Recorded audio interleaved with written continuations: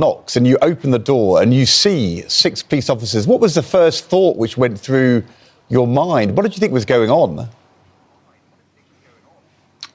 Honestly, my first thought was that my daughter was dead and that they'd come to tell me. I couldn't think of any other reason why there would be 6 officers at my door. I didn't connect it at all to the school, only that something terrible had happened to my daughter and they were here to break the news to me.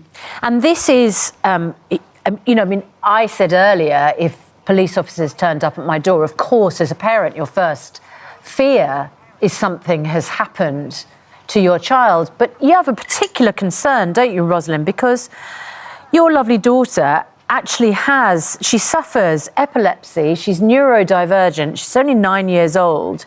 She does have a serious medical condition. So, you're probably on alert quite a lot of the time.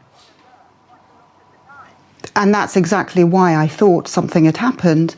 With epilepsy, sadly, there's always a chance of dying during a seizure. And she has had extended seizures that have lasted 20 minutes. One has lasted 40 minutes.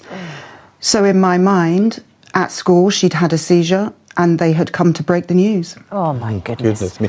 And Maxine, what was the tone of the police officers when you had the first conversation? Were they understanding? Were they apologetic? Or were they aggressive? Were they accusatory? They weren't accusatory. They were perfectly businesslike. I don't think they had any previous knowledge of the case. I think it was just as much a mystery to them as it was to us. And that became apparent pretty much immediately. So we just went quiet and did what we were told. I mean, I've no complaint against the 6 officers who came. They were just doing what someone had asked them to do. Although you were locked up for 8 hours, or you were in the cells for 8 hours. I mean, it's quite a long time, 8 hours, to find out that there's nothing going on. Well, it's a long time as well when you've got your watch taken away from you.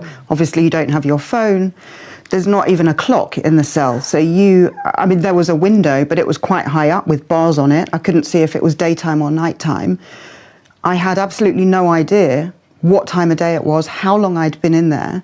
Eventually, when I got to make the first phone call, I didn't even know what time of day it was.